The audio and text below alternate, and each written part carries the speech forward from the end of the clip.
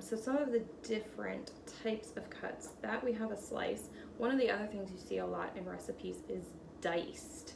So if you think of a dice, right, that you use in games, you roll it, has 6 different numbers on it or more, but let's think of the normal dice. It's kind of in a square cube shape. So in order to dice, you have to do more than just one cut.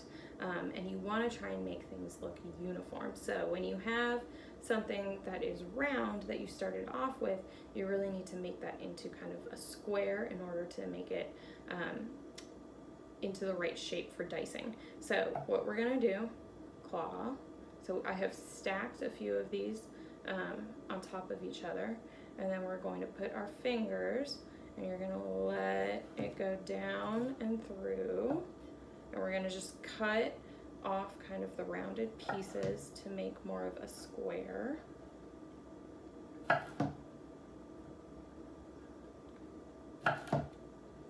Okay, so now we've got our square of zucchini, and now we just want to cut it into uniform pieces. So we want every side to be equal, and it's not going to be perfect necessarily, but if you eyeball it, and I'm going to cut this, I'm going to make 2 cuts lengthwise, and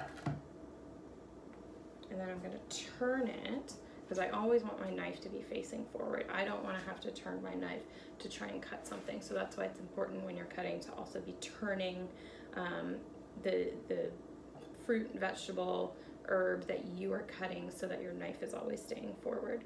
And then we're gonna curl our fingers again and cut down twice. And so what we are left with are kind of these uniform pieces that are diced, okay? So that is dicing. Something else that you see a lot, so we've done slice, we've done dice. Something I see in a lot of recipes is julienne. And so something that is julienne is just gonna be in strips. So if we have our rounded piece, we're just gonna cut straight down and create kind of these matchstick strips.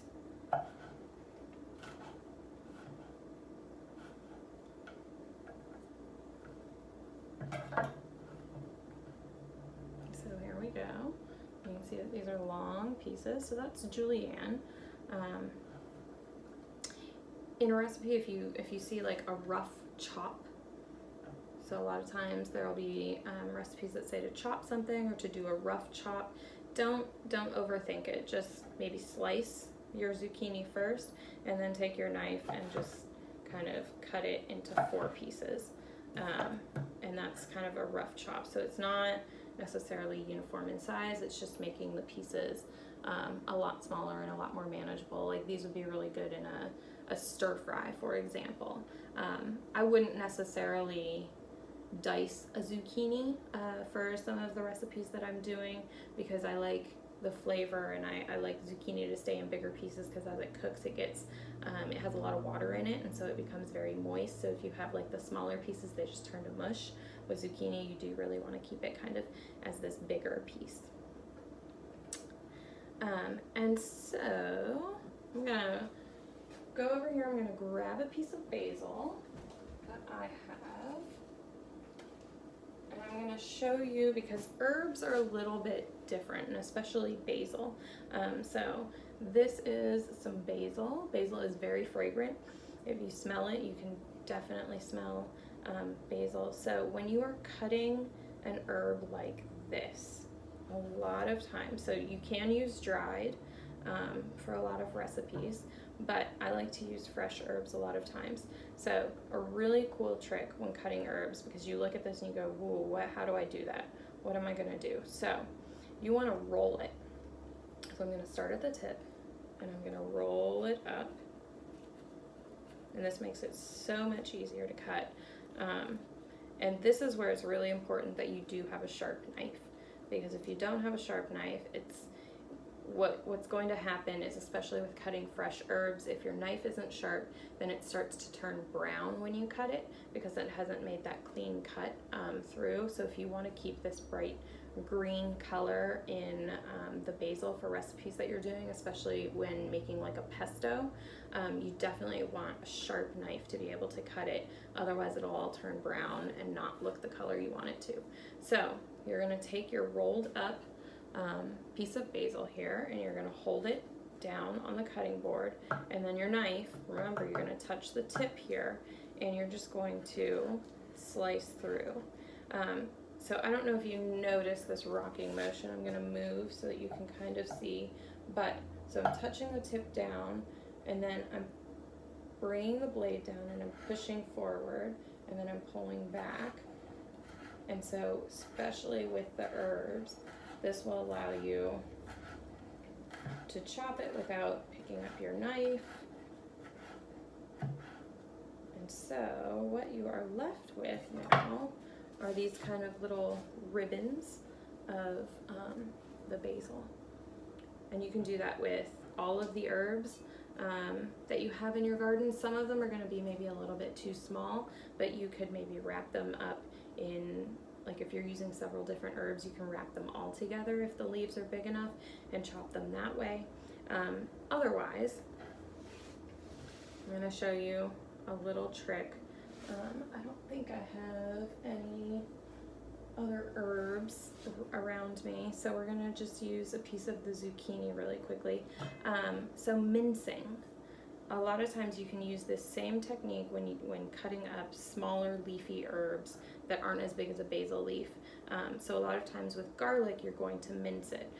So what you can do is start by just doing like a julienne cut or slicing very, very thin. And this is going to be a really cool, different way that we use our knife. So we're still pinching our knife, we're still holding onto the handle, but in order to have a lot of control and to move the knife really fast, you're going to put your hand on top of the knife. Okay, so we've got, I'm going to show you the different angles. And then what you're going to do, you're still going to keep the tip of the knife down, but this will allow you to put pressure on the knife and move it very, very fast. Back and forth. So that's exactly what we're going to do. We've got our kind of stack of stuff. So you're going to put your knife on top and move back and forth. And so you have to do this several times and moving quickly. And then every once in a while you want to stop and kind of clean off your knife here and make another pile. And then hand back on top. And go back and forth again.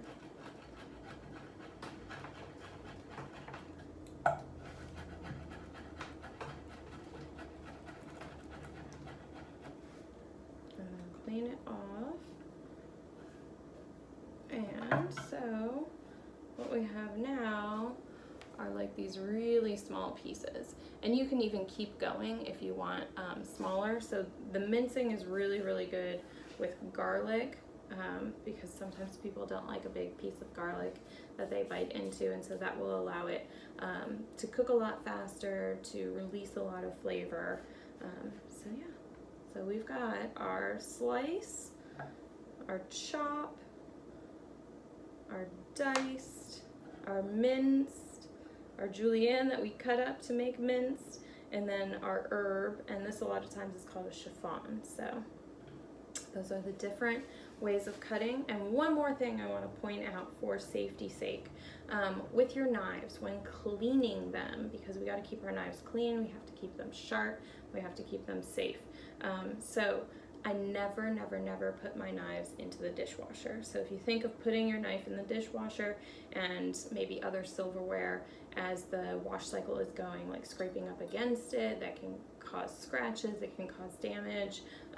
You can even take a chip out of the end of your knife, the sharp part, and that can be pretty difficult to then fix. So I always hand wash my knives, and immediately after I dry it off with a towel, and then I put it right back in the knife block. And then for cutting boards, so one thing you never want to do, what is going to make your knife really dull faster than anything, is cutting on metal or glass. So do not do that. If you have a glass or ceramic cutting board, those were really popular a long time ago, but they are really, really, really bad for your knives because it is going to dull the sharpness. So you really do want to look out for something like wood is probably going to be the best kind of cutting board to cut on. It'll keep your knives safe. If it is treated correctly with oil, then it won't grow any bacteria. It'll be antibacterial. It'll protect your food, all the ingredients that you're cooking. So that's a really, really good choice. But yeah, so I hope you enjoyed, and feel free to watch this video several times. You can pause. You can find your own ingredients to cook with. You can practice. I would definitely suggest practicing some of these cuts, and I will include kind of a document that shows pictures of like what minced looks like, what diced looks like, what chopped looks like, and that's a really good way to practice as well, because then you can look at what you've cut up and you can compare it to the picture and see if it's